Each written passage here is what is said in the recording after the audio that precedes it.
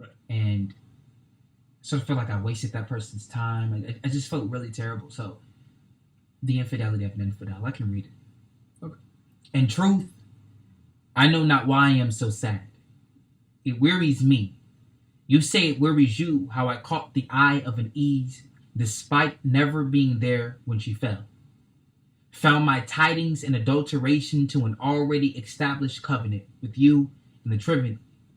Fell in love with chastity only after I came by it, in it, and on it. Hence, whose loss of divinity is this sadness made of? The adulterer or the adulterated? I perceive it is yours, for would not weep if it were my own.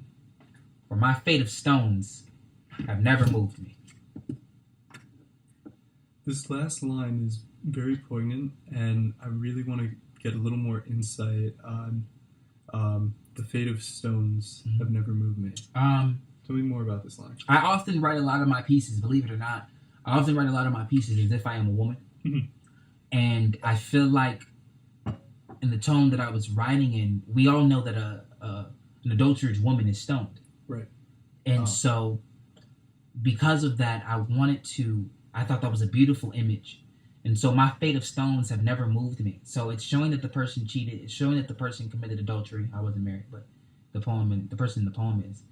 And they are so ready for their fate. It's sealed. I am not sad or weeping because I'm about to be stoned.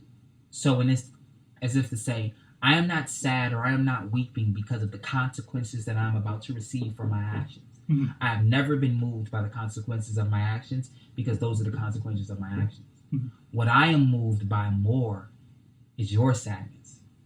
The fact that my actions are now causing you things. Mm-hmm. And, the piece goes on, particularly the person who's in the piece had sex with someone who was a virgin. Right. So how I caught the eye of an Eve despite never being there when she fell. I caught your eye, but I wasn't there when you fell from glory, from grace. Right. I was nowhere to be found. So in you're there, but you're not there. Your darkest and deepest moments, I wasn't there. Yet you still loved me. I found tidings and I found my tidings and adulteration to your already established covenant with the Trinity. So I just came along and made you have sex. So you now come along, you have sex. You've now broken your relationship with God and your relationship to the Trinity. I've adulterated your covenant.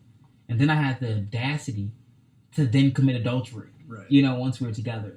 So it's just a poem that's talking about this major audacity of this person who just kept making mistakes and doing things wrong and then had the nerve to do something else wrong at the end. And so now this person, after going against what is religious standing this whole time, then has a person commit a sin against them, and that's commit adultery. So the infidelity of an infidel, of course, an infidel is someone who doesn't believe in God. Right. And so that's another reason why the person says, my fate of stones have never moved me.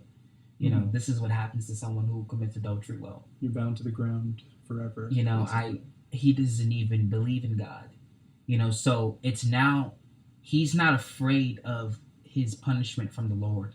He's more afraid of this girl's punishment from the Lord, what she's going to go through. And that's the infidelity of an infidel. It's very, I want to know what you thought of that. I see you got some interesting writings there.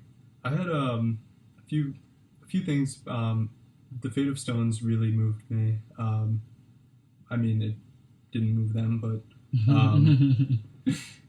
there was one.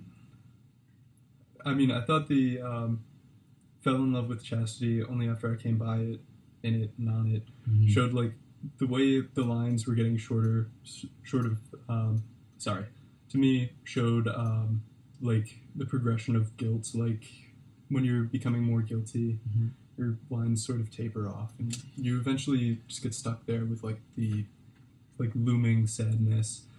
But it also kind of reminded me of when you meet someone, you have an idea of them, and then once through your interactions with them, you sort of change their ideas about themselves, and it made me think, like, can you really be in love with the same idea of someone that you fell in love with, or Yeah. how are you modifying? I agree totally. Yeah.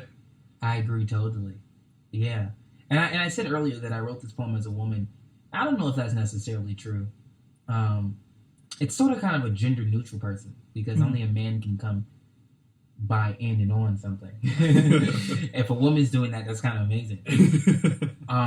But and of course I use, of course, come is or came is has a double entendre there. Yeah. But the fate of stones, that's a particular image of an adulterous person being stoned, and that happens to women, and so that's why it has to be a gender neutral person.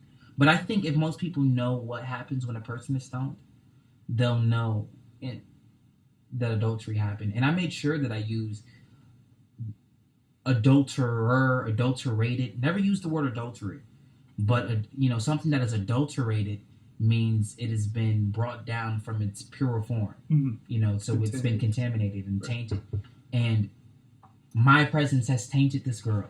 Has tainted her chastity. This beautiful woman of divinity. My presence has tainted it, and that's what as an infidel, I've done to this girl who was very connected to God. So it's a very interesting poem. It sits there in this book, and I hope people like it as much as I do. It was a very healing piece that calls about healing when I wrote it. Yeah.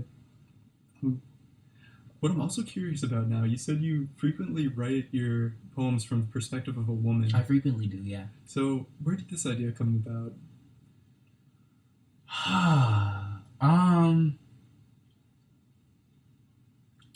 I am, in the final minutes that we have here, I don't know. I've always been very compelled by a woman's narrative. And I'm not saying that I write from a woman well. Let me just throw that in there. Like, I could be absolutely, positively terrible. And I make sure I never say in the piece that the person is a woman or anything like that. But I often been very compelled by the narrative of women because I grew up in a single parent home with a woman. Right. And for the longest time, I lived with my grandmother, my aunt, my mother, and then my little cousin who was also a girl. Right. And so it's just like me, like, hey. So it's like, I'm the only male here. I'm the only male here. And as an artist, what makes us an artist is how we see the world. Right. And we see the world differently and we make connections to things differently. And so often when I would make connections to things, I would see the connections through the eyes of a woman, through the eyes of my mom, through the eyes of what my grandmother would think, or through the eyes of what my aunt would say to that. You know what I mean? And I found myself, I have pieces, Goddess of Love, which I fall in love with the woman who already has a baby. But the second half of the poem is her saying it.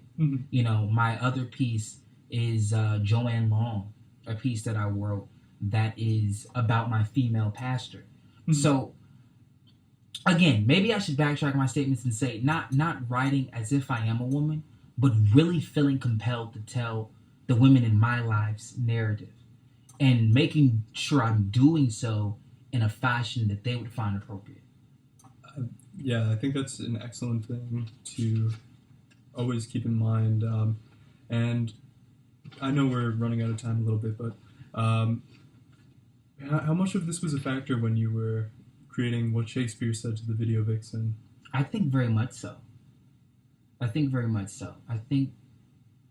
thinking about, again, it's telling a woman's narrative. And just thinking about how that word can affect them. And then it's, of course, Shakespeare talking to her, telling her, hey, man, we can scratch all of this. Right. These preconceived notions from this name that you have. We just got to call you something different. We can call you something different, you know what I mean? And we can have a different belief about ourselves. And it just was really, it definitely helped with that. I think it definitely helped with all of these poems. I mean, yeah, of course. When you think about the Sea poem, it's a love poem. I think other than Beat Riders stands on its own. That one strikes me as a more masculine one in execution. Definitely so. I was inspired, in the final minutes, I often am inspired by music to write my pieces. So I don't necessarily write it to the beat, but I am inspired by it. And Shook Ones Part 2, which is, of course, the song that Eminem raps to. Right. In 8 Mile.